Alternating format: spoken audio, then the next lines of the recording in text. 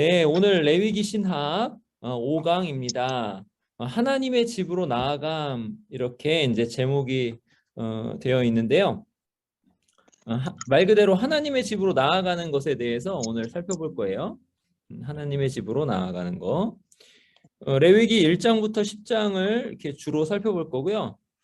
그리고 레위기 1장부터 10장의 그 극적인 전개가 어떻게 되는가를 살펴볼 거고요. 그리고 레위기 제사가 무엇이 있고 어떤 의미가 있는가 이걸 살펴볼 거예요. 그리고 이 제의 여정이 갖고 있는 함의, 그건 뭐냐면 하나님의 임재로 올라간다인데 그것이 어떻게 진행이 되는지를 살펴볼 겁니다. 자, 그러면 복습을 잠깐 해볼 텐데요. 지난 시간에는 출애굽기를 살펴봤죠. 출애굽기를 살펴봤는데 출애굽기를 어떻게 살펴봤냐면 레위기를 중심으로 해서 살펴봤습니다. 여기서 중요한 건 뭐냐면 출애굽기는 물을 통과해서 구속을 받은 사건이다라는 거죠. 물을 통과했다라는 것이 무엇을 의미하는지 생각나시죠? 물을 통과했다, 죽음을 통과했다라는 뜻이죠. 그리고 특별히 어린 양의 피로 구속을 받는 것에 대해서 생각해 보았습니다. 생명을 이제 구원해야 되니까 죽음을 대신당하는 대속물이 필요한 거죠. 그렇게 해서 어린 양의 피로 구속을 받았다. 이 바다의 노래는 바다를 통과해서 어디로 가는 노래냐면 하나님의 산 에덴으로 가는 노래다. 이렇게 말씀드렸죠. 그리고 출애굽의 목적은 하나님께 나아가서 하나님과 친밀하게 교제하고 예배드리는 데에 있다라고 말씀드렸습니다. 그렇게 해서 이제 바다의 노래가 산의 노래라 이렇게 말씀을 드리면서 하나님의 산으로 인도되는 것에서 말씀드렸고, 그 하나님의 산으로 인도되어서 뭘 하기 시작하냐면 성막을 짓기 시작하죠. 성막을 짓고 인데 지었는데 위기가 찾아들죠. 어떤 위기예요? 성막을 지었는데 모세가 들어갈 수 없었다. 이제 여기서 이제 오늘 시작합니다. 모세가 들어갈 수 없었는데 이것이 레위기에서 어떻게 해결이 되는가예요. 오늘 강의의 주제는 하나님과의 친밀감 한번 보실까요? 이스라엘은 어떻게 여호와와 함께 거하면서 교제할 수 있는가? 어떻게 그렇게 할 수 있는가라는 거죠. 이스라엘 신학 전체가 뭘 가르쳐 주냐면 창조주 하나님의 거룩하신 위엄을 가르쳐 줍니다. 하나님은 아무나 이렇게 가까이 가가지고 친밀하게 교제하거나 섬길 수가 없는 분이다라는 거죠. 하나님은 거룩하시다라는 거예요. 그에 반해서 인간은 어때요? 인간은 죄 가운데 비참한 상태에 처해 있다. 비참한 상태에 처해 있는 이유가 원인이 뭐예요? 비참한 상태에 처해 있는 원인이 모든 선의 근원이신 하나님께 가까이 갈 수 없기 때문에 비참한 상태에 처해 있는 거죠. 네, 사람이 바라고 사람이 추구하는 그 대상은 항상 그 아름다운 것, 선한 것, 좋은 거잖아요. 근데 이 모든 것, 생명까지 포함해서 이 모든 것의 근원은 하나님이시고 하나님께 가까이 나아가야 하나님을 만나야 그런 것들을 받고 경험할 수가 있는데 비참한 건 뭐냐면 아무리 가도 당도할 수가 없는 거예요. 죄 때문에. 저는 이제 가끔 그런 생각을 해요. 저기 그 처가를 간다고 했을 때 처가가 대구에 있거든요. 대구를 가면은 고속도로를 타잖아요. 고속도로를 타고 이렇게 쭉 가서 나가야 될 때 나가야 되잖아요. 그리고 다시 또 나가야 될 때 나가고 이렇게 경로가 있잖아요. 그런데 그 경로를 못, 못 잡아서 못 가요. 그러면 거기 목적에 당도를 하지 못하고 돌아요. 근데 다시 왔어요. 그래서 그 경로를 다시 타야 되는데 또 못 타요. 그러면 또 돌아요. 제가 운전을 그렇게 즐겨하고 즐거워하지 않으니까 계속 운전하면서 경로만 계속 돌면서 목적지에 못 도착하는 그런 상태. 이거 얼마나 깝깝해요. 하나님께 아무리 가려고 하더라도 하나님께 갈 수 없는 상태. 그게 인간의 비참한 상태인 거예요. 근데 이게 왜 그러냐면 거룩하신 하나님은 죄와 함께 있을 수 없으시기 때문에 죄인은 그 죄가 있는 채로는 하나님께 당도할 수 없는 거죠. 그렇기 때문에 비참한 상태가 초래되는 겁니다. 그래서 하나님께 우리의 목적이신 하나님께 갈 수 있다는 것, 그 길이 열렸다는 것이 복음이에요. 복음. 그리고 그러기 때문에 절박하게 필요하죠. 뭐가 절박하게 필요하냐면 그 비참한 상태에서 건져주는 것이 절박하게 필요하죠. 그리고 거룩하신 하나님과 함께 있기 위해서 우리도 거룩해지는 것이 절박하게 필요하죠. 이것이 이스라엘 신학에 녹아 있습니다. 이스라엘 예배가 이것을 핵심 관심사로 두고 있어요. 핵심 관심사. 뭐냐면 어떻게 여호와와 함께 거하면서 교제할 수 있는가 하는 거죠. 그 안에는 요 세 가지가 담겨 있고요. 성막의 신학적 의미 두 가지를 좀 생각해 보시면 성막은 하나님의 집이죠. 그리고 하나님 당신님께로 가는 길입니다. 그러니까 하나님의 집이면서 하나님께서 거하시는 곳이면서 하나님께로 가는 길이에요. 가는 길. 이게 이제 두 가지 개념으로 볼 수 있는 것이 뭐냐면 하나님께서 성막에 내려와서 계시면서도 동시에 하나님께서 하늘에 계시기 때문에 그렇죠. 그러니까 하나님 하나님 계신 성막 자체가 하나님의 집이면서도 하늘에 계신 하나님 측면을 생각하면은 성막을 통해서 하늘에 계신 하나님께로 올라갈 수 있다 이렇게 되는 거예요. 그러니까 하늘과 땅을 잇는 통로가 또 성막이 되는 거죠. 우리가 주기도문 할 때 하늘에서 이루어진 것 같이 하나님의 뜻이 하늘에서 이루어진 것 같이 땅에서도 이루어지다라는 그 깊은 의미가 여기에도 담겨 있는 거죠. 성막에도. 그러면 이제 거기까지 가면은 너무 이렇게 쭉 들어가니까 먼저 이 레위기만 좀 살펴볼게요. 먼저 하나님의 집이라는 측면, 처소라는 측면, 처소, 미시칸이라고 읽는데요. 이게 성막이라고 번역이 돼요. 뭐냐면은 이렇게 돼요. 요게 쭉 제가 당겨 볼게요. 요게 임샥이 돼요. 임샥. 이거 뭐냐면은 기름을 붓다라는 거죠. 임샥. 여기서 메시아가 나왔어요. 요게 미음 발음이고 요게 쉬 발음이거든요. 이게 흐 발음. 메시하. 메시아는 기름 부음 받은 사람이에요. 임샤는 기름 붓다 이런 뜻이고. 그다음에 여기가 무엇을 이런 뜻이에요. 무엇을 뭘 기름 붓냐면 미슈칸 이렇게 돼요. 미슈칸. 그래서 성막을 여기 영어로 나오죠. 성막을 미슈칸 보시면은 모세가 관유를 가져다가 성막과 그 안에 있는 것 모든 것에 발라서 거룩하게 하고 이렇게 돼서 여기 성막 이렇게 되죠. 근데 성막을 미시칸이라고 하는 거예요. 그러니까 하나님께서 임재하시는 처소다 이렇게 말씀해요. 그 다음에 성막을 또 뭐라고 하냐면 만남의 장막이다 그래요. 만남의 장막이다. 이게 이제 오헬 모에드 이렇게 읽는데 요건 어디 있냐면요. 요거 이렇게 읽어요. 요거는 뭐 해가지고 뭐뭐 안에서 이런 뜻이에요. 그러니까 요거는 오헬 이건 장막이에요.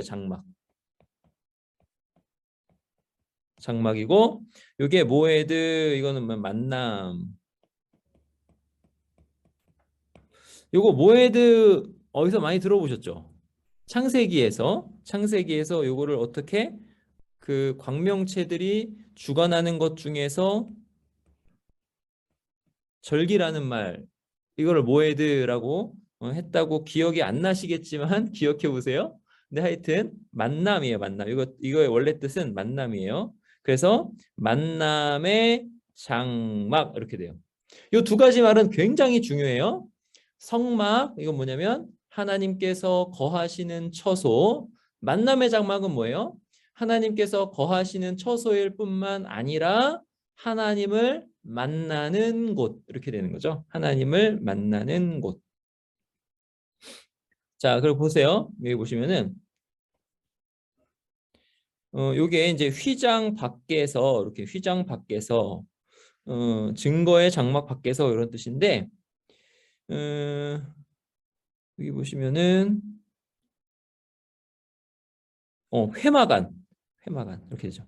여기 안에서, 안에서, 그래서 회막 안에서 이렇게 된다는 거죠. 회막 안에서. 근데 여기 보세요. 여호와 앞에 항상 등잔불을 정리하다 하라라고 말씀하시잖아요. 이것도 복습을 잠깐 하시면 어떻게 돼요? 등잔불이 앞으로 비춘다 그랬죠. 그래서 12덩이의 떡을 비춘다고 그랬죠. 하나님의 임재와 하나님의 임재로 인한 복이 하나님께서 택하신 백성에게 계속 비추는 것을 상징한다고 그랬죠. 근데 여기 이걸 얘기할 때 회막이라고 얘기한다라고 그랬어요. 우리는 되게 복을 받는 사람이에요. 굉장한 복을 받는 사람인데 언제 복을 받냐면 하나님을 만날 때, 하나님을 만나는 것에서 복을 받는다라는 거죠. 그러니까 우리는 끊임없이 하나님께서 계시는 곳으로 나아가서 하나님을 만나야 되는 거예요. 그렇죠? 그런데 출애굽기 40장 35절에서 뭐라 그래요? 모세가 회막 안으로 들어갈 수 없었다 그러죠. 이제 그게 어떤 그 레위기 1장부터 10장을 어떻게 드라마로 연결시켜 가는지, 이것이 이제 오늘 강의의 주제인 거예요. 레위기 1장 1절에서 이렇게 말씀해요. 그리고 그는 불렀다 모세를, 이렇게 말씀합니다.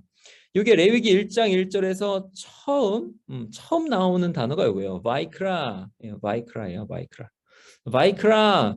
그리고 그가 부르셨습니다. 그러니까 하나님께서 부르셨습니다. 이렇게 됩니다. 누구를? 모세를. 이렇게 모세를. 그리고 말씀하셨습니다. 이렇게 되는데 바이크라예요.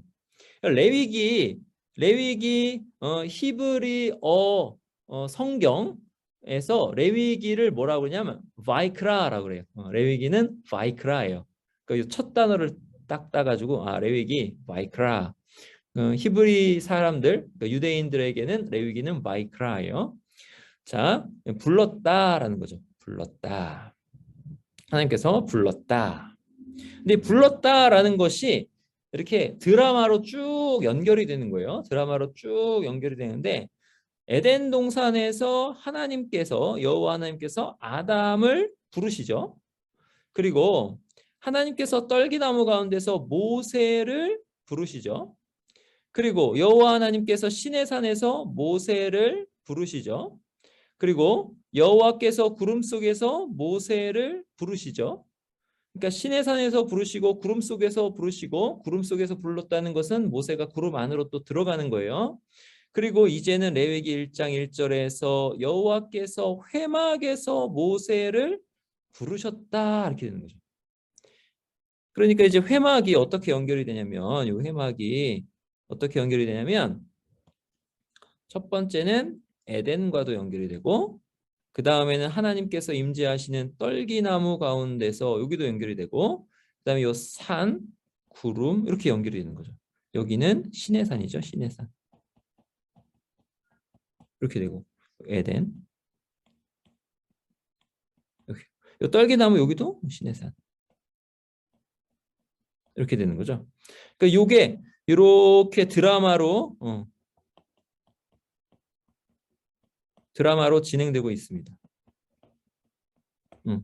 이것을 레위기 1장 1절이 보여주는 거죠. 이게 레위기가 그냥 율법만 딱 주는 그런 성경이 아니라 창세기부터 해가지고 쭉 극적인 진행이 있다. 드라마 같이 진행이 있다라는 거예요.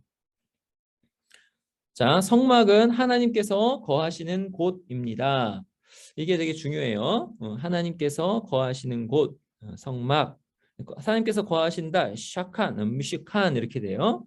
하나님께서 거하시는 구름, 이것도 미시칸 구름 이렇게 되는데 백성 가운데 거하시는데 그거를 하나님께서 미리 약속하셨어요. 하나님은 백성 가운데 거하시겠다고 약속하셨습니다. 내가 그들 중에 거할 성소를 그들이 나를 위하여 지어라 이렇게 말씀하셨어요. 거할 성소. 근데 아까 뮤시칸 어떻게 썼어요? 뮤시칸 이렇게 썼죠? 어, 뮤시칸 이렇게 썼어요? 뮤시칸 이렇게 썼는데 이게 지금 보세요. 얘랑 얘랑 얘랑 얘랑 얘랑 얘랑 이렇게 똑같은 말이에요. 똑같은 단어예요. 그래가지고 뮤시칸은 이제 거한다, 거하는 처소잖아요. 처소. 그리고 이거 샤칸 하면 이게 샤칸인데 이건 뜻은 뭐냐면 거한다, 거한다라는 뜻이에요. 그래서 이게 어근이 같아요. 같은 말에서 나온 거예요. 그리고 그들 가운데에서 그러니까 약속을 하셨죠. 그러니까 미식한에 샤칸 하신다고 약속하신 거예요. 그래서 거할 성소. 미시카냐라는 그 말 뜻이 거하는 곳이라는 뜻이에요. 하나님께서 거하는 곳. 출애굽기 29장 보세요. 내가 이스라엘 자손 중에 거하여 그들의 하나님이 되리니 그들은 내가 그들의 하나님 여호와로서 그들 중에 거하려고 그들을 애굽 땅에서 인도하여 낸 줄을 알리라 이렇게 말씀하셨어요. 여기도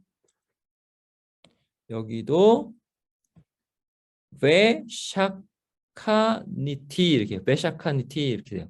그러니까 뭐냐면 T는 내가 하겠다는 거예요. 그래서 그리고 내가 거하겠다 이렇게 뜻이. 그리고 내가 거할 것이다 이런 뜻이에요. 여기도 똑같죠? 요거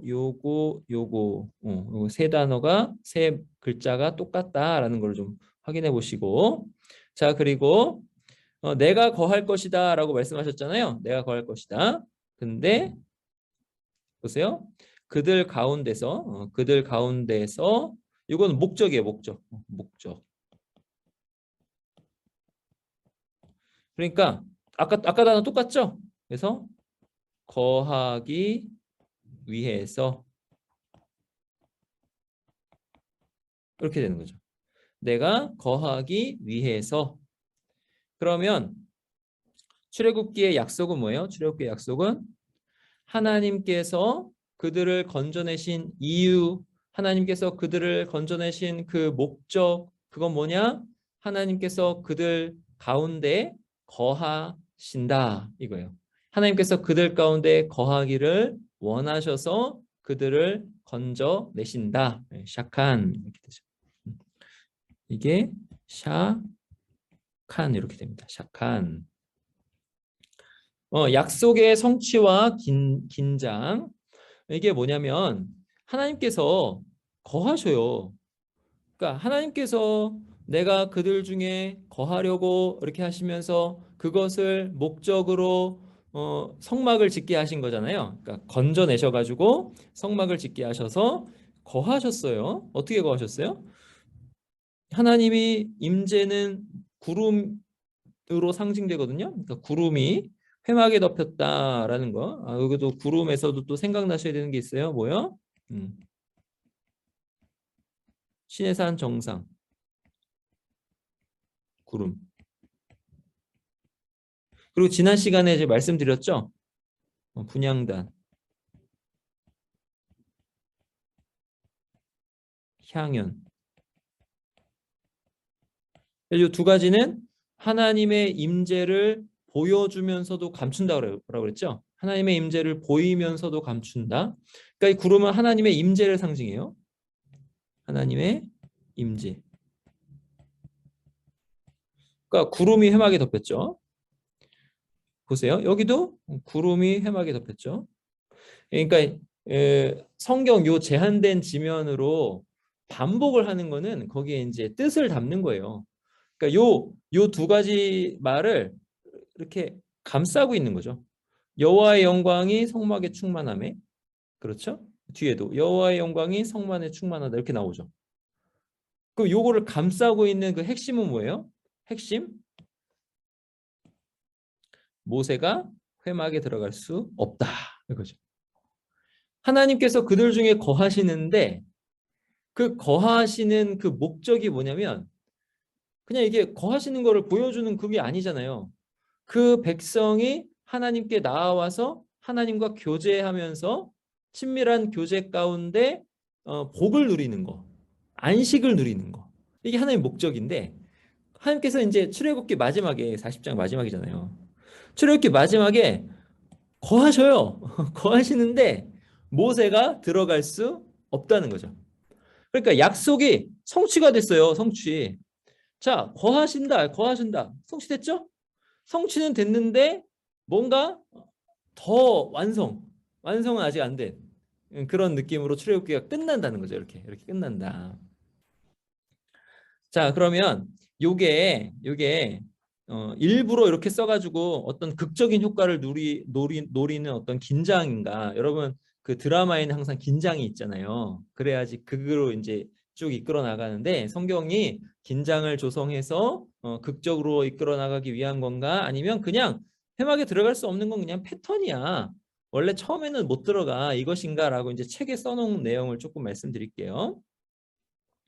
그러니까 이제 패턴이라고 하는 그런 내용은 뭐냐면 출애굽기 24장을 보면서 구름이 산을 가리고 여호와의 영광이 시내산 위에 머무르잖아요. 그리고 이때 모세가 안 들어갔다는 거죠. 그리고 일곱째 날에 여호와께서 구름 가운데 모세를 부르시니까 들어갔다. 들어갔다. 구름 속으로 들어갔다. 이게 패턴이야 라고 얘기하는 거죠. 근데 이것이 패턴이 아니라고 생각하는 이유가 뭐냐면 여기 일곱째 날에 모세를 부르시니라 여기 요 사이에 지금 출애굽기 마지막에서는 40장에서는 굳이 뭘 쓰는 거예요? 들어갈 수 없었다. 이거를 쓴 거잖아요. 출애굽기 마지막에서는. 근데 여기는 이걸 썼어요, 안 썼어요? 안 썼죠. 그러니까 출애굽기 마지막에서 그것을 굳이 씀으로 해서 어떤 극적인 진행을 우리에게 가르쳐 주고자 하는 거다라는 거죠. 그리고 이 출애굽기 24장에서는 강조되는 게 뭐냐면 모세가 중재자다 이게 강조가 돼요. 그러니까 중재자가 강조가 되기 때문에 모세가 들어갈 수 없었다라고 쓰지 않는 측면도 있다는 거죠. 그리고 중재자가 강조가 되기 때문에 거꾸로 모세는 들어간다. 이게 강조가 되는 거죠. 그러니까 들어갈 수 없었다라는 말을 일부러 안 썼다라고 하기보다는 강조점은 뭐냐면 들어갈 수 없었다가 아니라 들어간다가 강조점이라고요. 그런데 굳이 40장에서는 어떻게 돼요? 성막이 이루고 난 다음에는 굳이 들어갈 수 없었다라고 쓴다는 거죠. 그러니까 이거는 어떤 극적인 긴장을 우리에게 상기시키는 거죠. 어떻게 그러면 들어갈 수 있지? 라고 생각하게 하는 거예요. 자, 그러면 성막에 하나님께서 임재하신다라는 게 어떠한 뜻인가?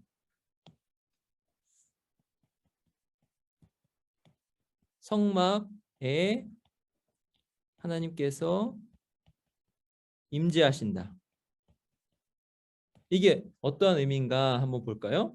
지금 성막에 하나님께서 임재하신다가 출애굽기 40장에 나오잖아요. 그죠? 성막에 하나님께서 임재하신다. 이게 어떠한 의미냐면 지난 시간에 요 그림 우리 봤잖아요. 지난 시간에 요 그림 봤는데 요 그림에서 우리가 이제 생각해 본 건 뭐예요? 이게 우주잖아요, 우주. 요 우주를 구현한 것이 뭐라고 그랬죠? 성막이라고 그랬죠. 그래서 성막은 소우주다. 성막은 우주를 구현한 것이다. 이거 기억나시죠? 그럼 이렇게 했을 때 하나님께서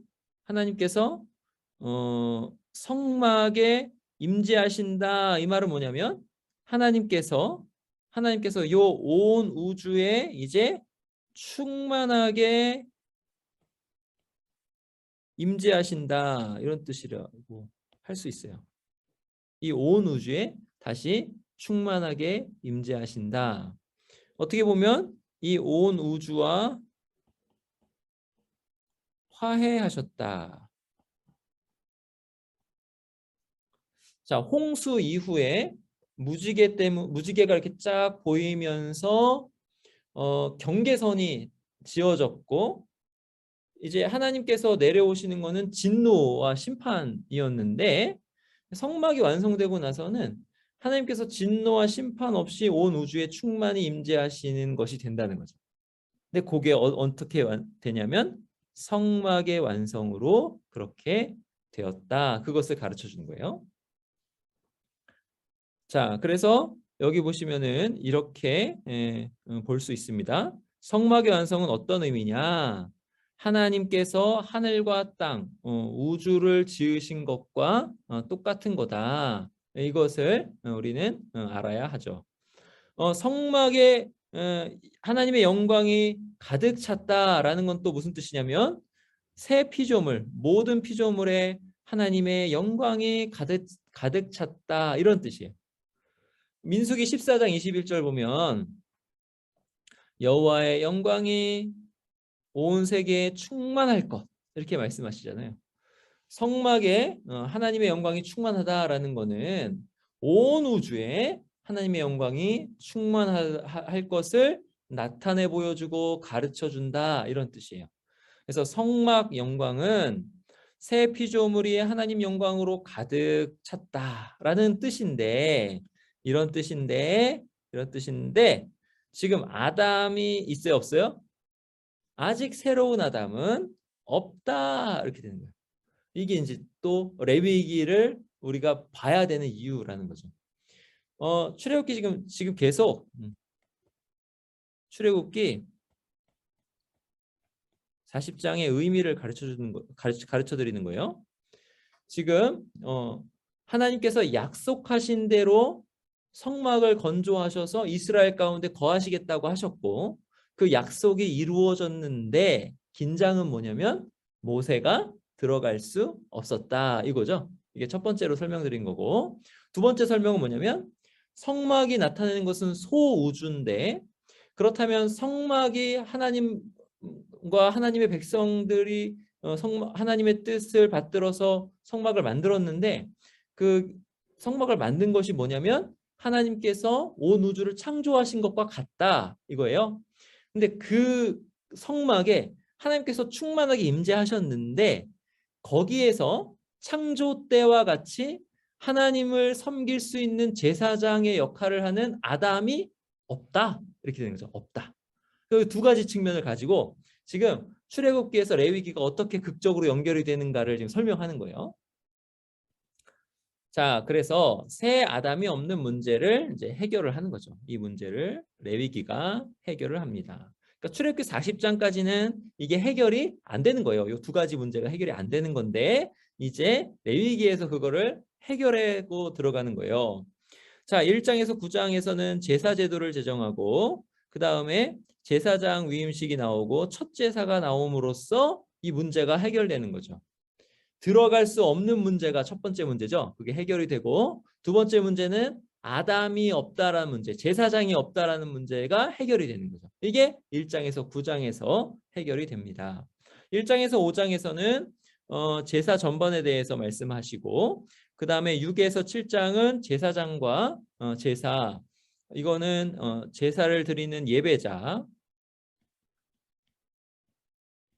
예배자의 입장에서 그 다음에 이것은 제사를 드리는 제사장의 입장에서 그리고 이제 8에서 9장은 제사장을 세우는 것 그리고 9장에서는 대제사장이 드리는 첫 번째 제사가 나오는 거죠. 이렇게 해가지고 여기서 9장에서 모세와 아론이 회막 안으로 들어가요. 그러니까 이게 다 두 개가 다 해결되는, 제사장이 세워지고 들어가는 일이 일어난 거죠. 기름 부음을 받고 대제사장 직분에 오른 아론이 성막 예배 시스템의 드라마 속에서 이 새 피조물을 위한 아담의 역할을 수행할 것이다. 대제사장이 이렇게 되죠. 근데 여기서는 아론이죠.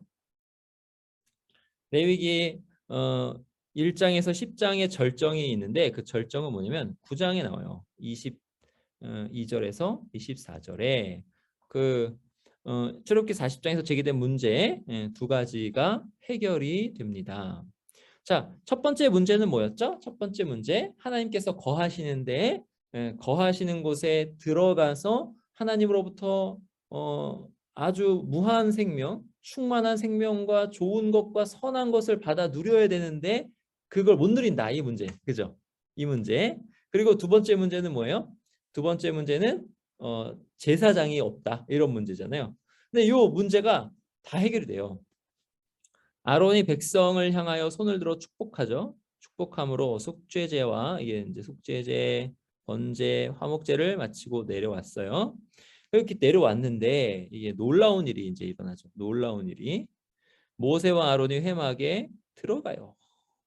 아론만 들어가는 것도 아니고 모세만 들어가는 것도 아니고 둘이 같이 들어가요. 와, 들어가요. 이거 문제 해결이죠. 문제 해결. 나와서 이제 뭐가 또 문제가 해결돼요. 백성에게 어떻게 해요? 축복하죠. 그러니까 하나님께 들어가려는 이유가 뭐예요? 하나님과 친밀하게 교제하려는 이유가 뭐예요? 풍성한 생명의 복을 누리는 거잖아요. 복도 임하는 거죠. 그래서 여호와의 영광이 온 백성에게 나타납니다. 그러니까 여호와의 영광이 모세와 아론에게 또는 모세에게만 보이는 게 아니라 온 백성이 볼 수 있도록 그 앞에 현현하는 거죠. 그렇게 해서 불이 여호와 앞에서 나와서 제단 위에 번제물과 기름을 불사르는데 온 백성이 이것을 보고 다 보고 경험하는 거예요. 엎드렸더라 예배, 엎드렸다 예배하는 거죠. 이 해결이 됩니다. 이제 모세와 아론이 회막에 들어간 것. 자, 요거를 생각하실 때 뭘 생각하셔야 돼요? 예수 그리스도께서 십자가에 달려 그 모진 고통, 실로 지옥 고통이라고 할 수 있는 그 무한 고통을 당하시고 장사 지냄 받으셨다가 죽으시고 장사 지냄 받으셨다가 사흘 만에 부활하셨죠. 부활하시고 승천하신 것을 히브리서에는 뭐라고 그러냐면 하늘 성소로 들어갔다 이렇게 나와요. 들어갔다. 그러면 예수 그리스도께서 그렇게 하늘 성소로 들어간 것은 똑같아요. 지금 모세와 아론이 회막에 들어간 것은 똑같아요. 예수님께서 들어간 것은 목적이 뭐예요? 목적? 온 백성, 우리 교회, 우리 교회된 우리를 위한 것이다. 우리를 위한 것이다. 근데 우리를 어떻게 하기 위해서? 우리를 여호와의 영광을 보게 하기 위해서 그렇게 하였다라는 거죠. 이게 목적이에요. 예수님께서 십자가 지시고 죽으신 바 되시고 장사 지낸 바 되었다가 무덤에 들어가신 거죠. 사흘 만에 부활하시고 승천하셔서 하나님 보좌 우편에 계신 것 내가 너희를 위하여 처소를 예비하러 가노니 이렇게 되죠. 그렇게 하신 이유는 뭐예요? 우리가 하나님의 영광을 보며 하나님의 풍성한 은혜를 그 복을 선한 것을 생명을 누리도록 하기 위함이라. 하나님의 그 놀라운 아름다움을 누리도록 하기 위함이다라는 거죠. 레위기 9장에 이렇게 나오거든요. 여호와께서 너희에게 나타나실 것이다. 이것을 위해서 모세와 아론이 회막에 들어갔다라는 거죠. 그러니까 문제가 해결이 됐습니다.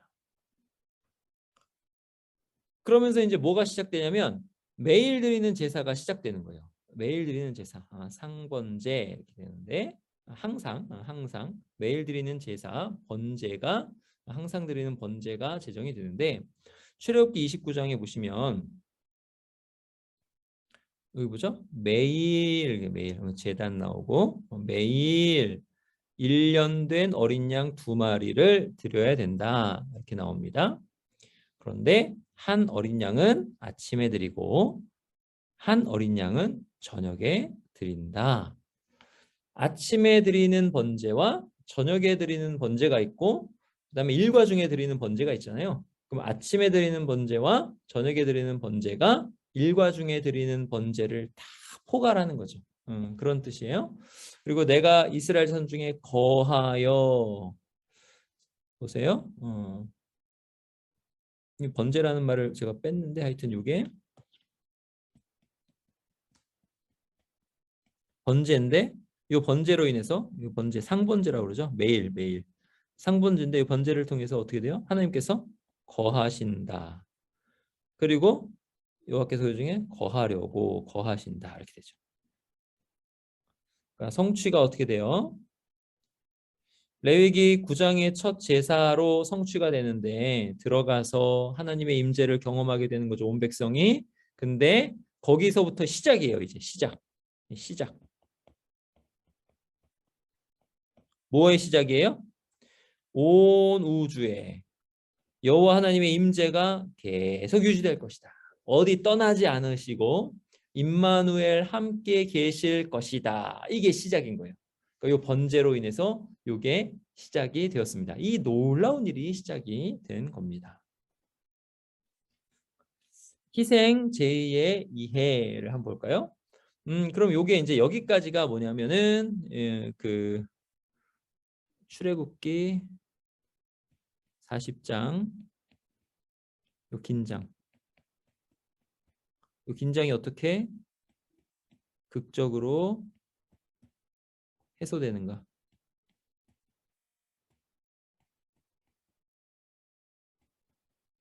이것을 가르쳐 드린 거예요. 출애굽기 40장의 긴장이 어떻게 극적으로 드라마 앞에서 말씀드렸죠? 딜레마이자 드라마다.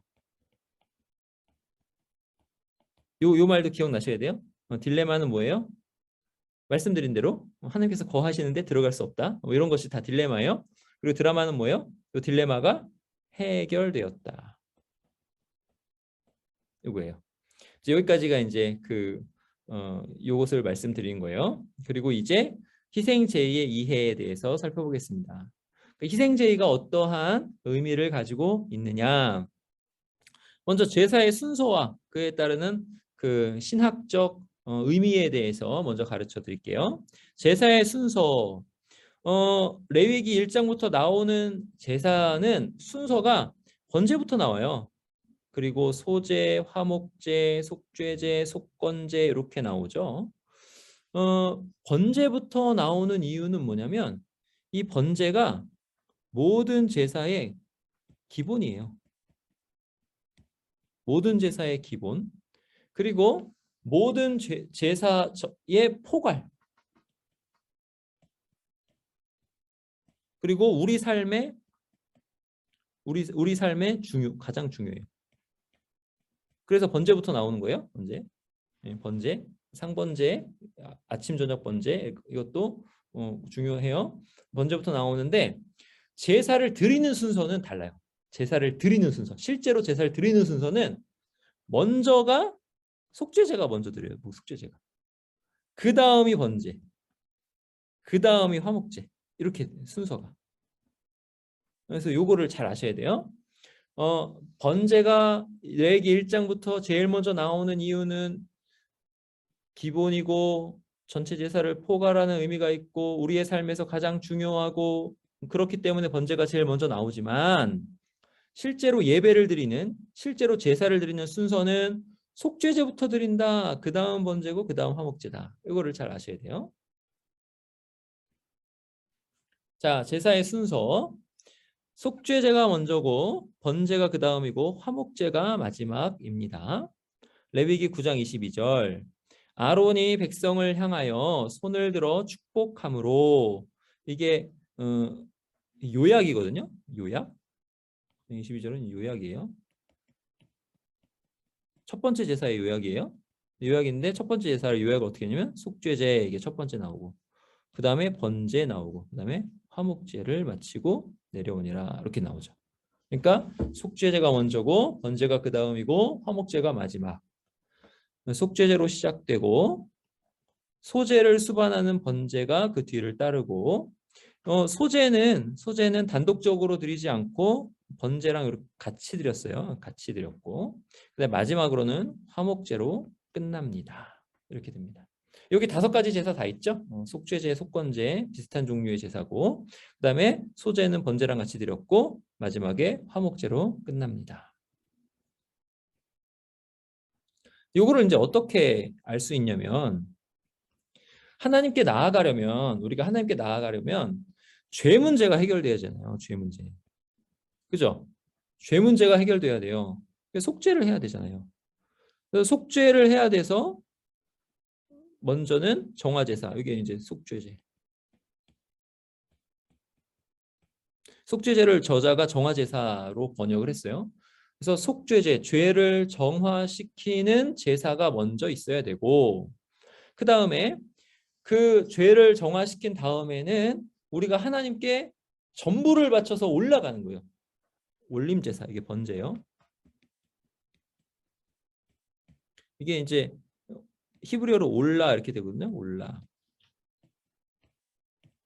올라 이렇게 되는데 하나님께 전체를 이렇게 바쳐줘요. 전체를 바쳐드려요. 하나님께서 올라가는 거, 이걸 봉헌의 의미가 있고 그 다음에 화목제. 그래서 하나님과 친교. 화목제는 어떻게 돼요? 화목제는 제물을 나누어 먹잖아요. 제물을 나누어 먹는 화목제. 하나님께도 드리고 제사장도 먹고 백성도 같이 먹는 화목제. 그럼 요거가 어떤 의미냐 하면은 먼저 죄를 속하고 그 다음에 우리의 모든 것을 다 드리고 봉헌 다 드리고 그 다음에 하나님과 친교하는 의미가 있다라는 겁니다. 이게 아주 중요해요. 아주 중요해요. 지금 우리 예배의 순서도 거의 이거랑 비슷해요. 예배의 순서도. 처음에 이렇게 예배를 드릴 때 어떤 그 교회에서는 10계명을 이렇게 쭉 읽거든요. 교독문 대신에 10계명을 쭉 읽고 그 10계명을 같이 교독한 다음에 뭘 하냐면 사죄의 기도를 드려요. 사죄의 기도를 드리고 목사님이 그 기도에 대해서 또 같이 기도하거든요. 그럼 요건 뭐예요? 속죄. 정화죠, 정화. 속죄. 그죠? 그 다음에 예배를 통해서 전부를 다 드리고 다 드리는 거. 그리고 이제 하나님과의 교제.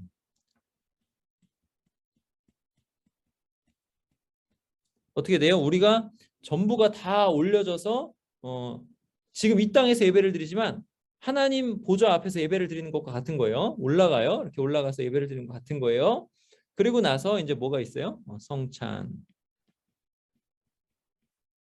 예수 그리스도의 살과 피, 떡과 포도주를 나누어 먹고 마시잖아요. 성찬, 신비한 연합.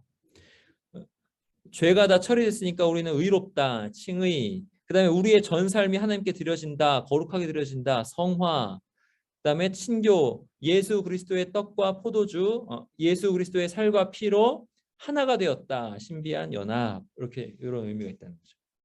여러분 우리의 예배가 그냥 순서가 그냥 짜여진 게 아니에요. 구약부터 이렇게 쭉 전통이 있는 겁니다. 그러면 하나님의 임재로 올라간다라고 하는 것을 한번 살펴볼게요. 이 올라간다라는 그것이 제2의 단어 중에 뭐가 있냐면 이 고르반, 카라브 이렇게 돼. 코르반, 카라브, 고르반 알죠? 고르반.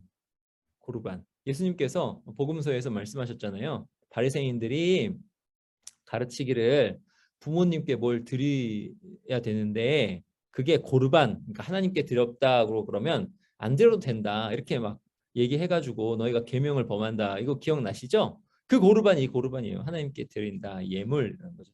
그러니까 얼마나 그 거룩한 걸 가지고 막 그 바리새인들이 참 인간적으로 썼는지 몰라요. 근데 하여튼 이 고르반이 굉장히 중요한 말이에요. 이 고르반은 히브리어 카라브에서 나왔어요. 카라브.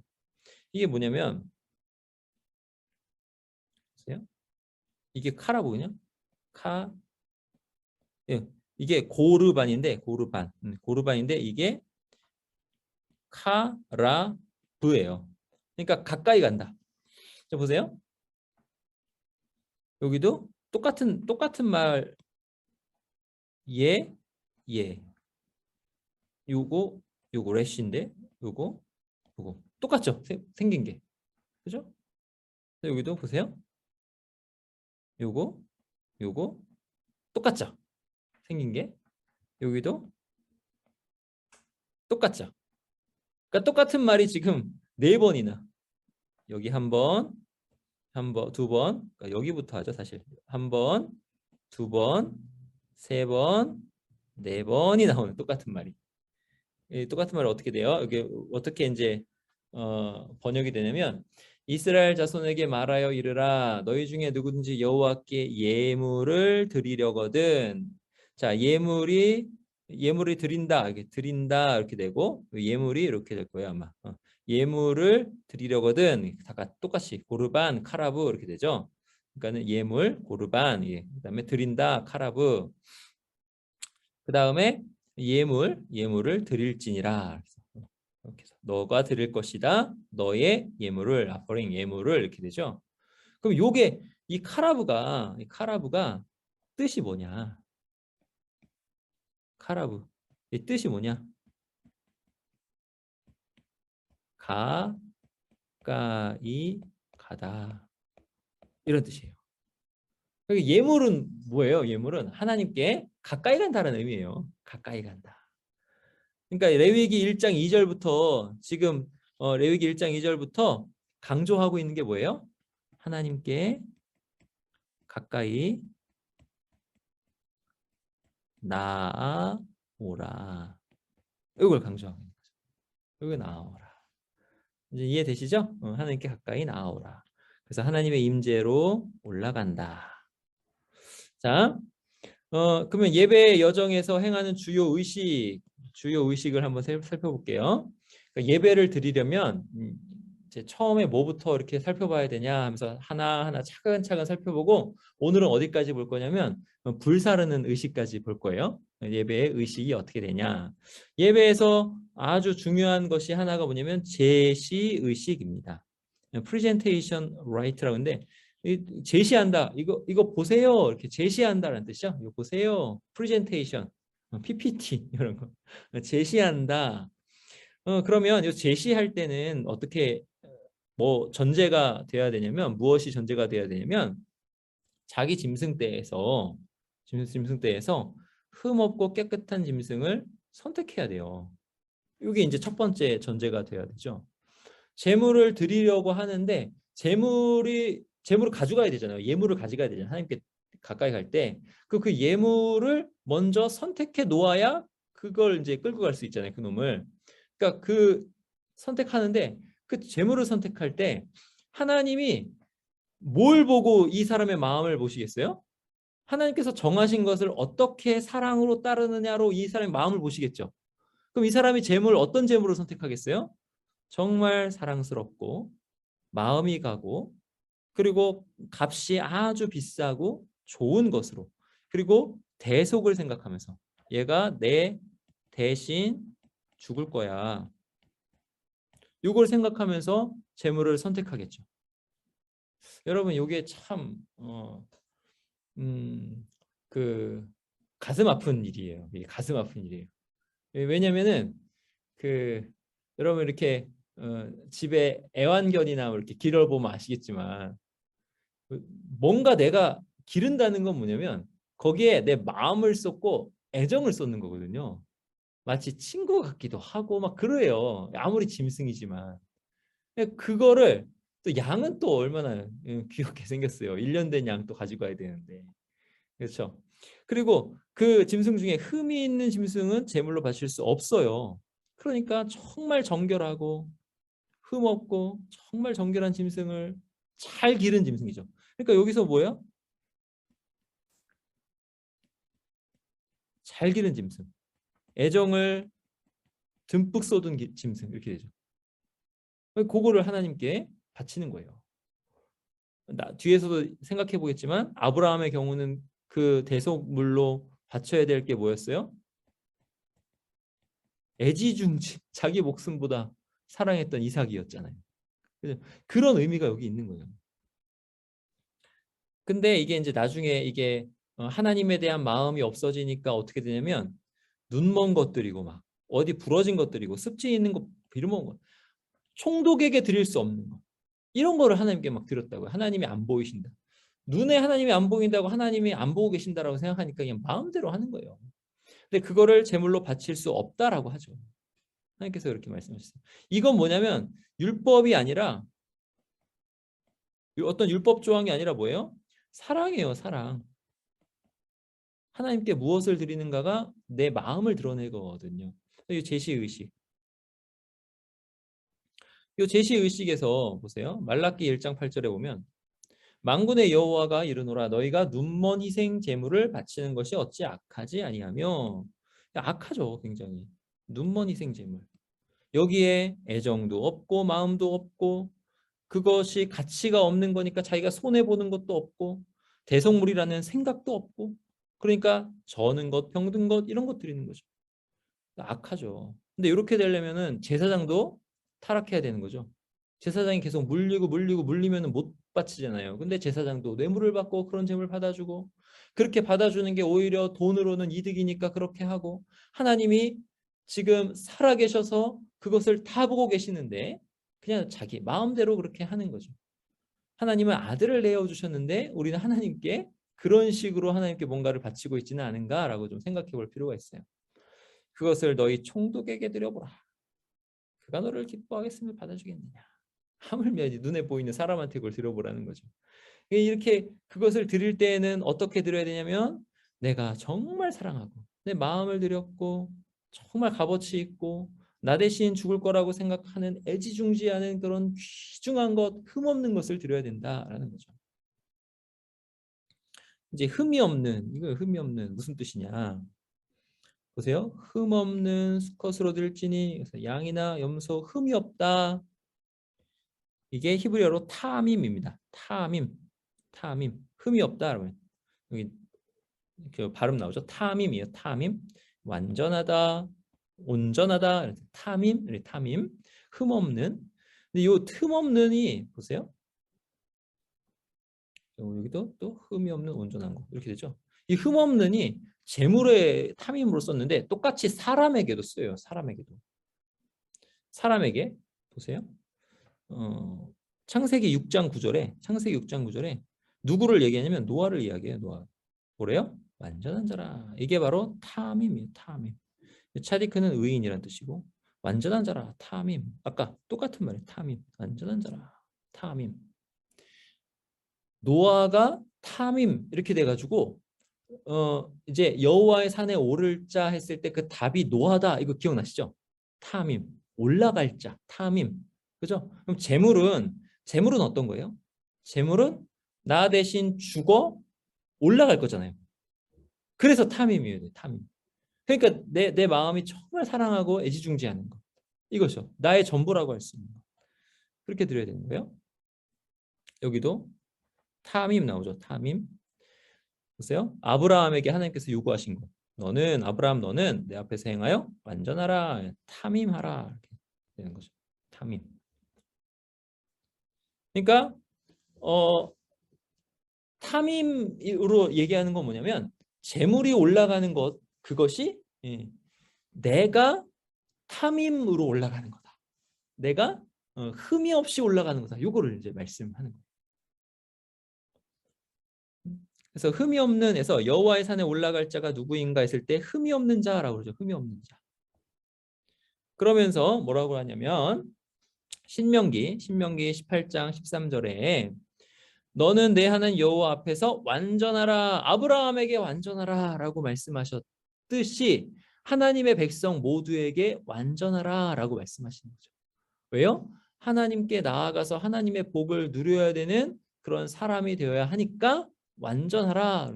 그러면서 이 완전하라가 뭐냐면 쫓아낼 민족들과 완전히 구별되는 거야. 완전히 구별되어라. 완전히 구별되어라. 성별되어라. 이렇게 되는 거죠. 그래서 완전하라 이렇게 말씀하시는 거죠. 그럼 여호와의 산에 올라갈 자가 누구냐? 탐임. 이렇게 탐임. 흠이 없는 자다. 이게 제시 의식이에요. 그럼 제시 의식에서 우리가 조금 더 생각해 보면 어떻게 생각할 수 있어요? 제시 의식에서 우리가 하나님께 올라갈 때에 흠이 없는 자로 완전한 자로 올라가야 되잖아요. 흠이 없는 자로 완전한 자로 올라가야 되고 특별히 내가 정말 사랑하는 그 재물 흠이 없는 재물이 대신 죽어 연기가 되어서 이제 올라가는 거 그걸 뜻하잖아요. 그것을 생각할 때 우리가 예수님을 얼마나 사랑해야 되겠는가 하는 거죠. 그것의 의미가 뭐예요? 예수님께서 가장 흠이 없으신 분, 완전하신 분, 그 예수님께서 나 대신 죽으셔서 올라가셨잖아요. 그러면 구원받은 자는 누구냐면 예수님을 그냥 구원의 도구로 생각하는 사람은 어떤 사람이에요? 아까 눈먼 거, 뭐 불완전한 것, 저는 거 이런 거 총독에게 드려보라 했을 때 그 말라기 그런 사람인 거죠. 진짜 구원받은 사람은 어떤 사람이에요? 예수님을 누구보다 사랑하는 사람이죠. 예수님을 누구보다 사랑하는 사람.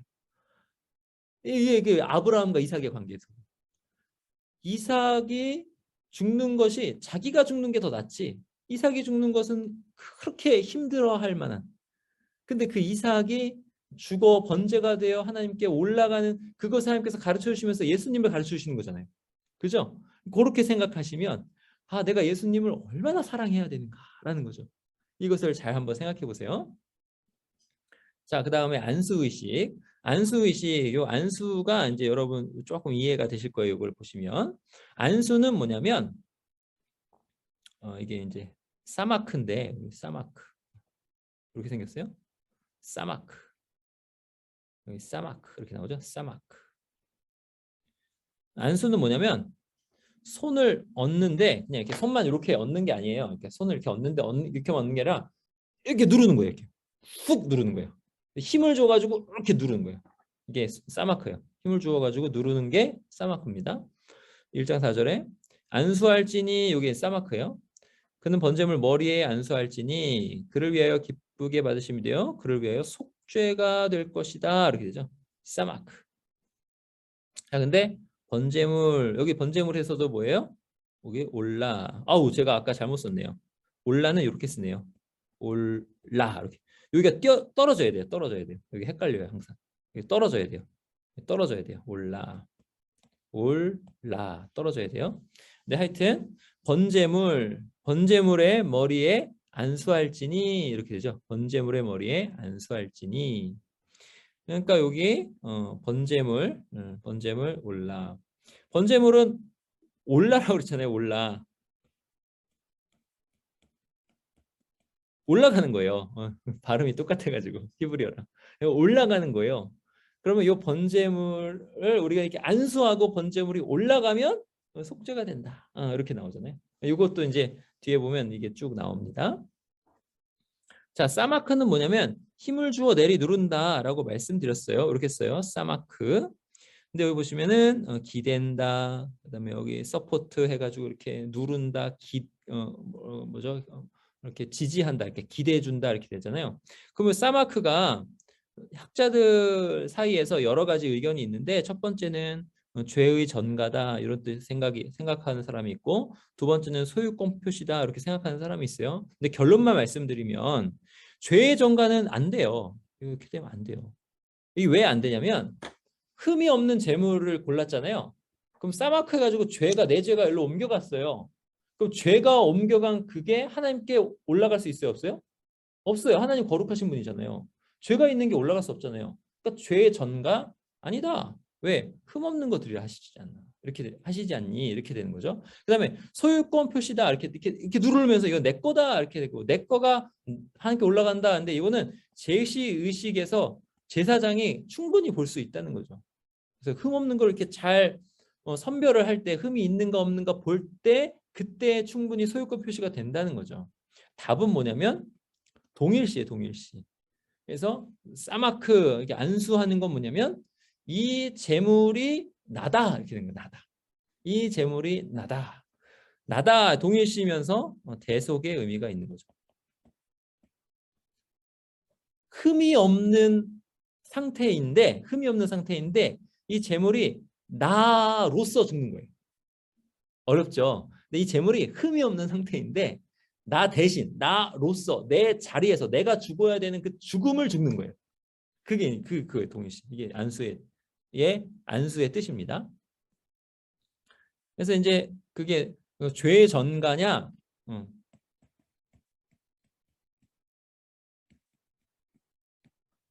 죄의 전가가 아니다라고 할 때 사마크 안수를 하는데 후임자를 임명할 때도 안수를 하고요, 레위인을 성별할 때도 안수를 해요. 근데 이제 죄의 전가라는 요 의미가 한 군데 나와요. 어디 나오냐면 아사셀 염소에 나와요. 여기는 죄의 전가 맞아요.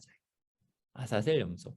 아론은 그의 두 손으로. 근데 앞에 사마크는 한 손이에요. 이게 단수거든요. 한 손이고 지금 요 사마크는 두 손이에요. 이렇게 두 손으로 살아있는 염소의 머리에 안수하여 이스라엘 자손의 모든 불의와 모든 죄를 아뢰고 죄의 전가 나오죠. 두 손으로 하고 그다음에 그 죄를 염소의 머리에 두어 죄의 전가 미리 정한 사람에게 맡겨 광야로 보낼지니 이 염소는 하나님께 올라가요? 아니면 하나님 계신 곳에서 멀리 떠나요? 멀리 떠나죠. 하나님 계신 곳에서 멀리 떠나죠. 그러니까 죄의 전가는 멀리 떠나야 돼요. 멀리 떠난다. 이렇게 되는 거죠. 그러니까 이거는 죄의 전가가 맞아요. 그런데 하나님께 올라가는 제물에 안수하는 거는 죄의 전가가 아니다. 대속 개념과 동일시 개념이 있다라는 거죠. 그리고 이게 만약에 죄의 전가라면은 이게 죄가 있기 때문에 거룩하지 않잖아요. 근데 지금 이 안수 후에도요 여전히 흠없고 거룩한 제물로 대접받아요. 이 제물의 고기는 지극히 거룩하다고 그러죠. 그래서 성별된 제사장이 거룩한 곳에서 먹어야 한다고 레위기에 나옵니다. 그죠? 레위기 10장에 나와요. 그다음에 그 나머지는 깨끗한 장소에서 다 불살라야 됐어요. 왜냐하면 거룩하니까. 하나님께 바쳐진 거룩한 거니까. 그리고 이것이 하나님께 올라가는 거예요. 향기로운 냄새로. 이 향기로운 냄새라는 거는 하나님의 그 공의, 하나님의 그 진노, 의로운 진노를 유화시키는 그런 냄새다 이런 뜻이 있어요. 하나님의 그 거룩한 그 공의로운 진노를 쉬게 하는 그러한 냄새다 뜻인데 하여튼 이 하나님께 올라가잖아요. 사마크. 그러니까는 여전히 거룩하기 때문에 죄의 전가는 아니다 이런 거죠. 그래서 사마크는 뭐냐 해서 동일시라는 거죠. 사마크 또는 세미카, 안수 이렇게 되는데 흠없는 짐승은 예배자의 대속을 위한 대용물입니다. 세미카는 예배자가 바로 이 짐승이라는 뜻입니다. 예배 의식에서 이 짐승이 예배자를 어떻게 해요? 대신한다라는 선언이에요. 자기 스스로는 하나님의 거룩한 산에 올라갈 수 없어요. 없는데 예배자가 올라가요. 어떻게 올라가요?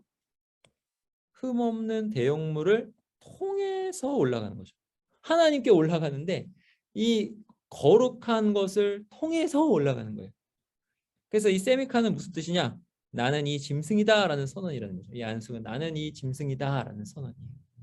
그러니까 이 짐승을 통해서 내가 올라가는데 이 짐승은 흠이 없다 이렇게 되는 거죠.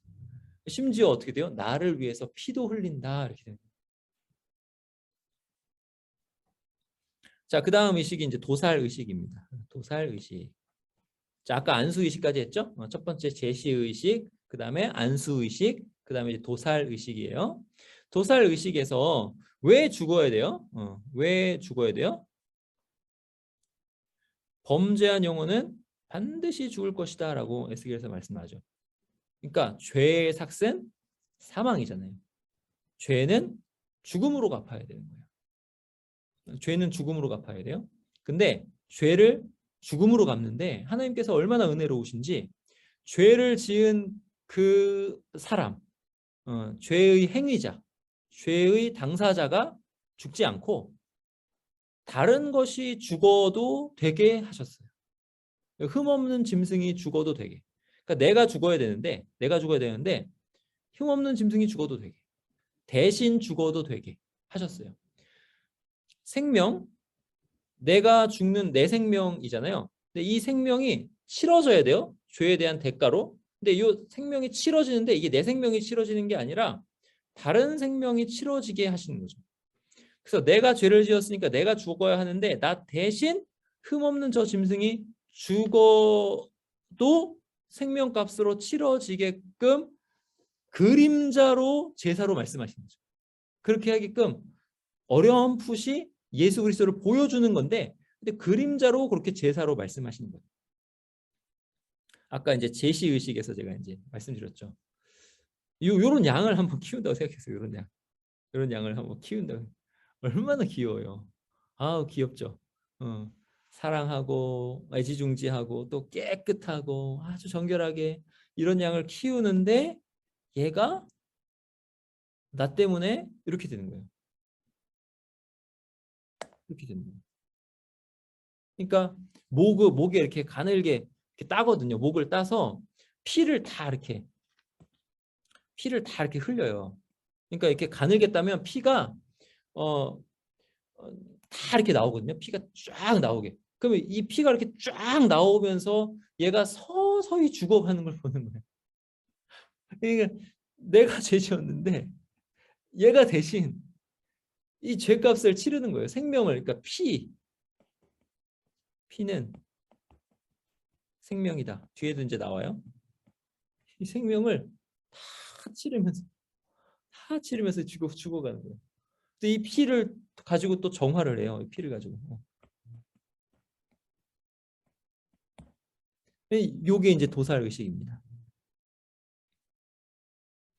보세요. 가장 좋은 것, 흠없는 거, 완전한 것, 나에게 애정이 가고 마음이 가는 그런 것, 이렇게 예쁜 것을 예배자가 목을 가늘게 째서 잡는 거죠. 이렇게 목을 가늘게 이렇게 째서 잡는 거죠. 그러면 피가 서서히 흘러나오면서 계속 이제 피가 쭉쭉 흘러나오면서 서서히 죽어가는 것을 지켜보는 거죠. 그리고 그 피를 쫙 모아요. 그리고 그 피를 이렇게 뿌리기도 하고 이렇게 하는 의식을 치르는 사람이 이제 제사장인 거죠. 그럼 나는 이 양을 죽이는 거예요. 죽이는 건 예배자가 죽이는 거죠. 그러니까 내가 죽는 것 대신해서 이 내 사랑하는 얘가 죽는데 내가 죽이는 거예요. 그러니까는 거기를 통해서 이제 신약으로 오면 이게 뭐가 되냐면 자기를 부인하고 자기 십자가를 지는 거죠. 자기가 서서히 죽어가는 거죠. 이걸 아셔야 돼요. 내가 죽어감으로 인해서 서서히 내 안에 그리스도께서 사시는 거예요. 그러니까 이게 우리의 인생 천천히 진행되는데요. 마치 피가 천천히 쫙 다 흘러나가듯이 죽듯이 이게 천천히 진행되는데 우리의 겉사람은 점점 후퇴하잖아요. 우리는 다 점점 죽어요. 점점 죽고 거기에 예수의 생명이 점점 사는 거예요. 이게 우리의 인생인 거예요. 우리의 인생. 이게 성화인 거죠. 이게 성화. 하여튼 이게 죽음의 과정이 그렇습니다. 도살 의식에서 아주 이게 현저하게 드러납니다. 피처리 의식인데 이제 피를 어떻게 처리하느냐. 레위기 17장 11절에 아주 중요한 말씀이 나와요. 육체의 생명은 피에 있음이라. 생명이 피에 있음이라. 내가 이 피를 너희에게 주어. 사실 한번 생각해 보세요. 모든 재물도 다 하나님의 거예요. 하나님의 것이에요. 그죠? 하나님께서 창조하셨으니까 있는 거잖아요. 내가 수고해서 내가 만든 게 아니에요. 재물이. 재물도 하나님의 것인데 그 재물의 피도 너희에게 주었다 말씀하십니다. 너희에게 주었다. 그다음에 제단에 뿌려서 너희 생명을 위하여 속죄하게 하였다. 생명이 피에 있으므로 피가 죄를 속한다. 라고 말씀하시는 거예요. 이게 얼마나 하나님의 은혜가 커요. 그래서 예배자의 요 생명이 이제 네페시인데 예배자의 생명이 뭐냐 했을 때 짐승의 피다. 이렇게 되는 거죠. 그럼 이 짐승의 피가 쫙 흘려져서 밖으로 나올 때 제사장이 받거든요. 그 피를 받아가지고 이제 어떻게 하냐면 제단에 뿌립니다. 그리고 제단 바닥에 쏟아요. 성소 안에 있는 분향단 뿔에 바르기도 하고요. 지성소 앞에 휘장에 뿌리고 지성소 안 속죄소에 뿌립니다. 여기는 어디예요? 여기는 하나님께서 계신 곳이죠. 자, 그렇게 돼가지고 우리가 이 제물의 피로 인해서 이 제물이 나라고 그랬잖아요. 그걸 통해서 하나님과 만나는 거죠. 하나님 만나는 거예요. 그래서 이렇게 피를 흘리면 이게 어떻게 되냐면 몸값이 지불되는 거예요. 흠없는 생명이 나 대신해서 드려진 거죠. 죄는 내가 져서 내가 죽어야 되는데 흠없는 생명이 드려진 거예요.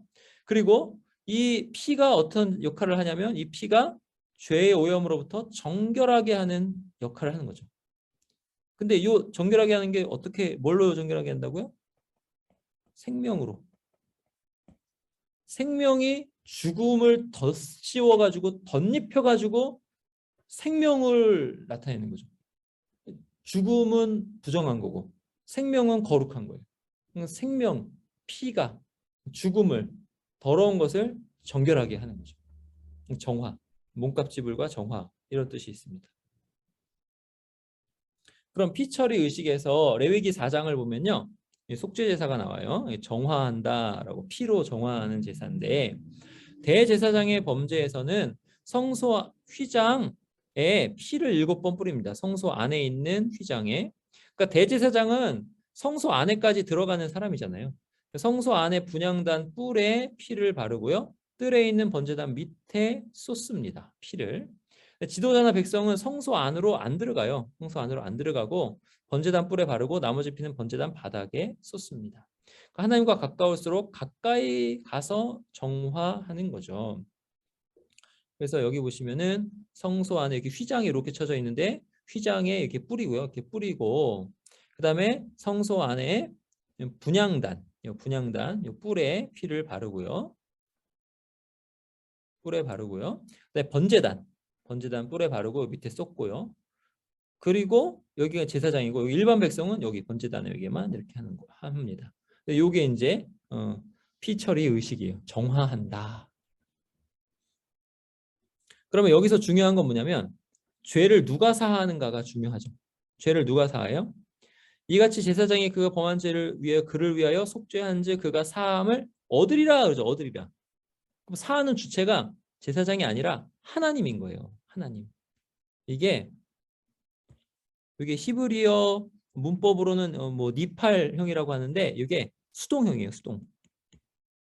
우리말로 피동이라고 하는데 그죠? 영어 문법으로 수동태라고 그러고 피동형이에요. 피동형. 그래서 그 제사장이 사하는 게 아니라 하나님께서 사해 주신다 이렇게 되는 거예요. 여호와의 대리자로서 제사장은 제사 의식을 수행함으로 정화를 가져오지만 그에게는 죄인을 사할 권한이 없습니다. 이것은 다른 곳에서 죄를 사하다 용례와 부합하는데 이 동사는 결코 인간을 주어로 갖지 않고 항상 하나님에 의해 직접 허락된 사함, 하나님만이 줄 수 있는 사함을 가리킵니다. 그래서 하나님만 죄를 사해 주신다. 하나님만 사해 주시는 거죠. 근데 그 기억나시죠? 그 지붕을 뚫고 친구들이 이렇게 침상을 내리잖아요. 근데 예수님께서 죄 사하셨잖아요. 그죠? 그러니까 바리새인들이 발끈하잖아요. 율법사들이 발끈하잖아요. 뭐 이 사람들은 율법을 진짜 잘하는 사람들이에요. 발끈할 수밖에 없어요. 사람이 죄를 사하니까. 성경에는 한 번도 그런 용례가 없어요. 그러니까 그것을 통해서 마태, 마가, 누가, 요한 이렇게 해가지고 사복음서 저자들 그것을 기록한 저자들이 가르치고자 했던 건 뭐예요? 예수님이 하나님이시다. 예수님께는 죄 사하는 권세가 있으시다. 그러니까 예수님이 죄 사하는 권세를 주장하셨다는 건 뭐예요? 예수님이 하나님이심을 주장하셨다라는 거죠. 그러니까 얼마나 사람들이 혼동되겠어요. 사람으로 있는데 사람으로 계신데 죄를 사하고 죄 사하는 권세가 있다고 하셔요. 아, 저분 하나님인가? 그리고 계속 하나님이라고 주장하셔요. 하나님인가? 이렇게 되죠. 나중에 알았죠. 부활 후에는 더 확실하게 알았죠. 하나님이시구나. 이렇게. 근데 하나님만 죄를 사해 주십니다. 자, 그 다음에 여기서 정말 중요한 거 불사르는 의식입니다. 불사르는 의식을 이제 힉티르라고 그래요. 힉티르. 케토레트 이것도 이제 여기서 힉티르에서 나온 건데 향기 이것도 불사른다라는 거에서 나왔어요. 이거 뭐냐면 재물을 연기로 변화시키고요. 변화만이 아니라 정화시키는 거예요. 힉티르는 그래서 재물을 연기로 변화시키고 정화시키는 겁니다. 사라프도 불태운다인데 요거는 그냥 소각하는 거예요. 소각. 힉티르는 제사에서 나옵니다. 그래서 요 뜻은 재물을 연기로 변화시킨다라는 거예요. 레위기 1장 9절 보시면 그 내장과 정강이를 물로 씻을 것이요 제사장은 그 전부를 제단 위에 불살라 번제를 드릴지니 되게 중요하라고 그랬죠. 되게 중요해요. 자, 불살라 여기에 힉티르 이렇게 돼요. 힉티르 힉티르 이렇게 돼요. 힉티르 불살른다. 근데 이게 그 불살르면 이게 어떻게 되면 번제가 되잖아요. 번제 아까 올라 번제가 되죠. 그 번제가 되는데 이게 어떻게 되냐면 여호와께 향기로운 냄새가 돼요. 향기로운 냄새. 그래서 이게 냄새라는 뜻인데 이게 되게 중요해요. 이게 지금 요거랑 요거 같이 나왔잖아요. 요거. 자, 요거랑 요거 같이 나왔잖아요. 이게 노아 또는 나함 해가지고 그때 기억나세요? 창세기 때 배우신 거? 뭐예요? 안식, 쉬게 한다. 이게 뭐냐면 향기로운 냄새다. 이런 뭐냐면 진노를 쉬게 하는 그런 냄새다. 이렇게 되는 거죠. 노아, 나함. 그래서 이게 좋은 냄새라는 뜻이 아니라 하나님의 공의를 이렇게 누그러뜨리고 하는 진노를 누그러뜨리는 공의를 누그러뜨리는 게 아니라 진노를 누그러뜨리는 그러한 냄새다. 이렇게 되는 거예요. 그래서 히티를 살펴보셨고 보시면 이게 변화시킨다고 하는데 지금 여기서 불로 태웠잖아요. 밑에서 이제 여기서 불이 나오겠죠. 불이 나오면은 뭐 재물이 여기 위에 있고 재물이 어떻게 됐어요? 연기가 됐죠. 정화되고 변화되는 거죠. 연기로. 눈에 안 보이는 냄새로 또는 이렇게 자유롭게 올라가는 연기로 변화되는 거죠. 그래서 달래는 향기 이게 뭐냐면 안식하게 하는 향기 이렇게 돼요. 노아의 홍수 8장에 보세요. 노아가 번제를 드리니 하나님께서 흠향하셨다 그러잖아요. 그 향기를 맡으셨다. 그게 아까 그 요게 나오는 거예요. 그다음에 이삭을 번제로 바치라. 자, 여기서 요 번제로 바치라 여기가 장소가 어디예요? 모리아산이죠. 그 하나님께서 그것을 이래 보셨다. 라 이렇게 되는데 이렇게 되나? 확실하지가 않아요. 제가 다 외우고 왔어야 되는데 항상 제 머리가 이렇게 모든 게 다 외워지고 있지는 않습니다. 하여튼 보셨다라 그래서 이르아 해가지고 이래 이렇게 된 거거든요. 하여튼 요 이래 했을 때 보신다라는 거잖아요. 모리아산이죠. 모리아산. 근데 이 모리아산에서 무슨 일이 일어나냐면 나중에 전염병으로 해서 백성 7만 명이 죽어요. 아리우나 타작마당에서 번제를 드리라고 한다. 올라 번제를 드리라고 한다. 그래서 번제를 받으시고 전염병이 그치거든요. 진노가 쉬거든요. 근데 여기가 이렇게 발생한 데가 요 모리아산이거든요. 여기서 이제 뭐 어디까지 이어져요? 솔로몬 성전까지 이어지고요. 여기 어디까지 이어져요? 예루살렘에서 예수님이 십자가 여기까지 이어지는 거죠. 그러니까 예수 그리스도의 십자가가 이 번제를 통해서 하나님께서 흠양하시고 안식하시는 이 일이 예수님의 십자가에서 일어나는 일이다라는 거죠. 이걸 잘 보세요. 그래서 불사르는 의식. 자, 그럼 불사르는 의식 이것도 좀 한번 더 볼게요. 이게 미츠바흐 하올라 이렇게 되는데 올라 또 나오죠. 올라. 번제 올라는 이제 여러분 외우시겠어요? 이제 번제 올라 이렇게 올라예요. 미츠바흐 하올라는 뭐냐면 이게 우리말로는 번제단 이렇게 번역됐어요. 번제단 이런. 여기서는 이제 저자는 올림제단 이렇게 돼요. 올라가니까. 그러니까 제단 미츠바흐가 제단이에요. 제단인데 번제단이라고 특별히 하는 거예요. 그럼 제단은 뭐냐면 매일 드리는 번제를 통해서 이 처음에 번제가 계속 있음으로 인해서 하나님께서 임재하시잖아요. 그리고 하나님께서 임재하시는데 사람들이 다 이렇게 원래는 하나님의 진노 때문에 다 타 죽어야 되거든요. 이게 뭐냐면은 죄가 있는 곳에 임재하시니까. 근데 하나님의 진노 때문에 다 죽지 않고 거하고 하나님 만날 수 있는 이유가 바로 요 번제단 때문이죠. 왜요? 여기서 올라가는 그 향기가 하나님의 진노를 누그러뜨리니까. 그러면 이게 이제 나중에 그 골로새서 말씀에 어떻게 돼요? 십자가의 피로 화평을 이루사 온 우주 만물이 하나님과 화목되게 하셨다 나오죠. 하나님께서 지금 진노 가운데 온 우주 만물이 다 없어져야 되는데 그러지 않으시고 지금 우리가 살 수 있고 하나님 만날 수 있고 하는 그 모든 것이 다 예수 그리스도의 피로 예수님께서 올라가셨기 때문에 그렇게 됐다라는 거죠. 이게 번제단이 그거예요. 제사장은 그 피를 여호와 앞 곧 회막한 향단 뿔들에 바르고 그 송아지의 피 전부를 회막 문 앞 번제단 밑에 쏟을 것이며 번제단 이렇게 나오죠. 그럼 매일 드리는 번제 하나님께서 임재하시죠? 이스라엘 정체성의 목적이 성취되는 거죠. 하나님의 임재로. 성취되는데 임재로만 성취되는 것이 아니라 만남으로. 어떻게 만나요? 제의를 통해서 하나님께 올라가서 만나죠. 하나님과 만나고 하나님께로부터 모든 좋은 것을 받는 거죠. 아론과 모세와 아론이 회막에 들어갔다 나와서 백성을 축복하며 이렇게 되는 거죠. 축복이 우리에게 이루어지는 거예요. 복을 받는 거죠. 그러니까 이 일이 예수 그리스도의 십자가로 이루어진 거죠. 예수 그리스도의 십자가로. 보세요. 그러니까 이제 보세요. 이것도 같이 보면서 볼게요. 희생제물 전체를 불살랐다 해서 완전한 순종과 온전히 드리는 삶을 나타내는데 예수님을 한번 생각해 보세요. 예수님께서 온몸이 다 죽으시고 물과 피를 다 쏟으셨잖아요. 그러면 보세요. 번제단 이렇게 있으면은 피를 어디 쏟았어요? 피를 번제단 밑에 이렇게 쏟았죠. 십자가를 한번 생각해 보세요. 십자가에서 예수님께서 죽으실 때 그 옆구리를 찔렀잖아요. 옆구리를 찔렀으니까 물과 피가 다 나왔다 그랬죠.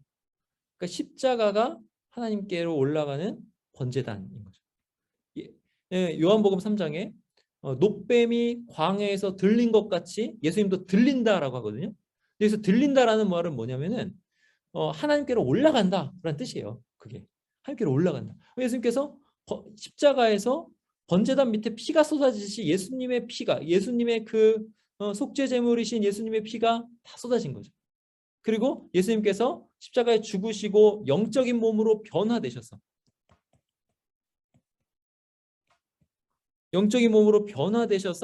하나님 보좌 우편으로 올라가신 거죠.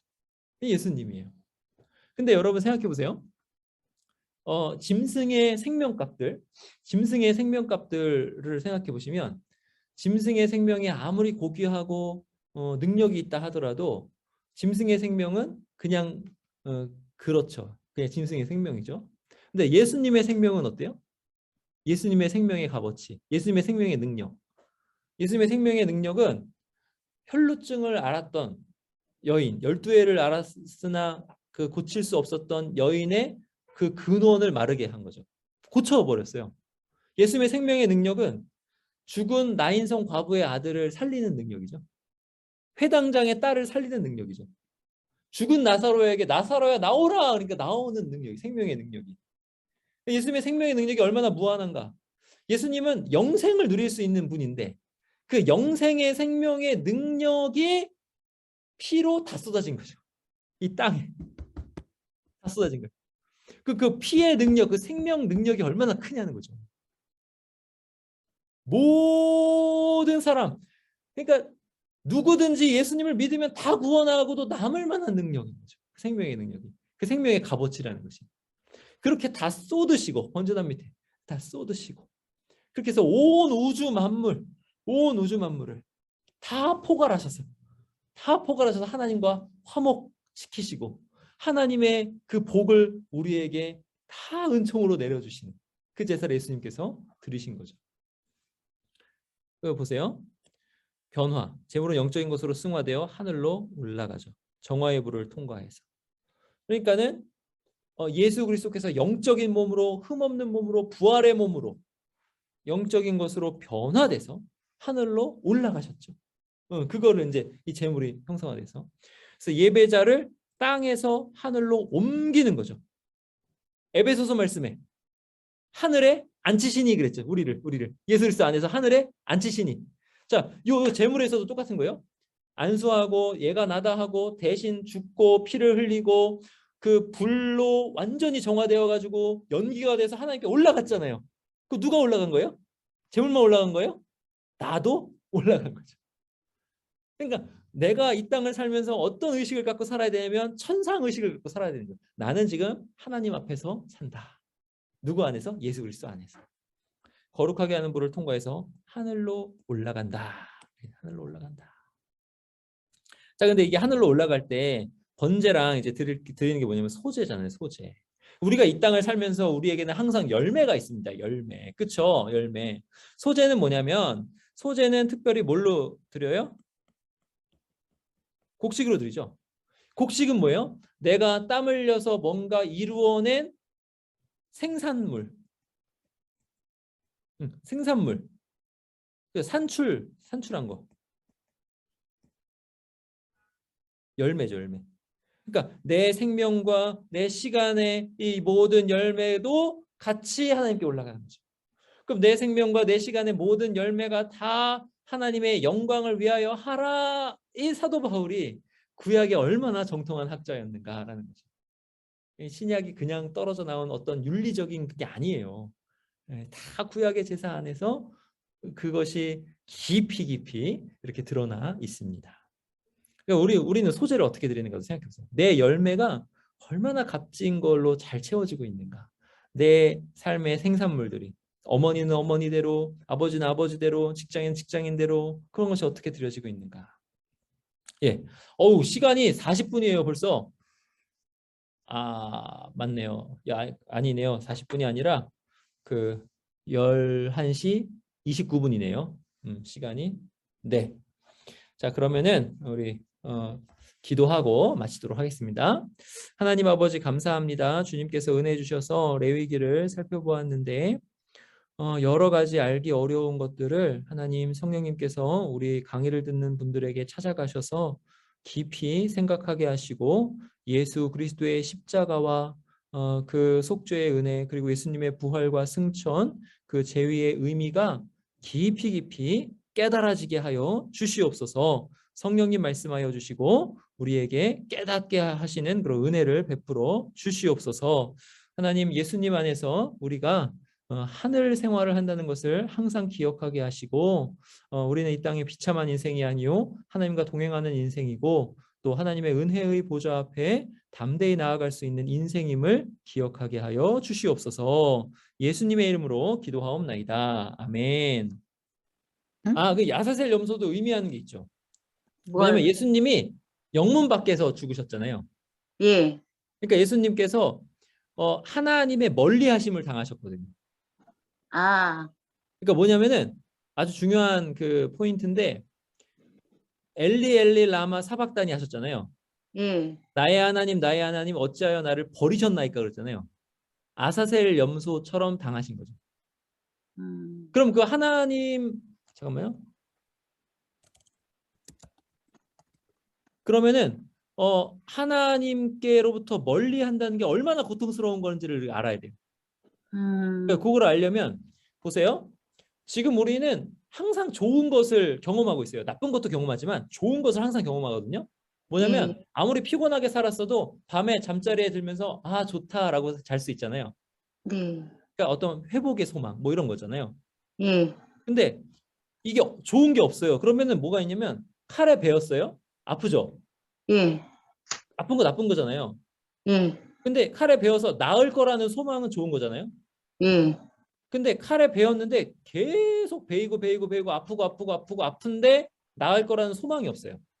아이고. 이게 불에 타는데 계속 불에 타면서 고통은 계속 되는데 그 고통이 나아질 거라는 소망이 없어요. 소망은 좋은 거니까 좋은 게 없어요. 아유. 하나님으로부터 멀어진다는 게 그런 거예요. 음. 그러니까 예수님이 엘리 엘리 라마 사박다니 하신 그 고통이 얼마나 큰 거냐면 지옥 고통이에요. 지옥 고통. 음, 근데 그 지옥 고통을 우리는 사람이기 때문에 인식이 되게 조금밖에 없거든요. 음, 근데 예수님의 인식은 무한해요. 예, 그럼 그 지옥 고통을 우리가 영원히 또는 온 인류가 영원히 당해도 못 당할 그 지옥 고통을 예수님이 다 당하신 거죠. 음, 그 불사름 당하시는 그런 것처럼. 그게 이제 영문 밖에서 아사셀 염소를 이제 생각나게 하는 거죠. 하나님의 멀리하심도 당하셨다. 그게 지옥 고통이다. 이렇게 음, 정리하시면 돼요. 네, 감사합니다. 이게 이제 우리가 당할 고통인데 예수님 대신 당하신 거죠. 네. 감사합니다. 아우 너무 잘 질문해 주셔가지고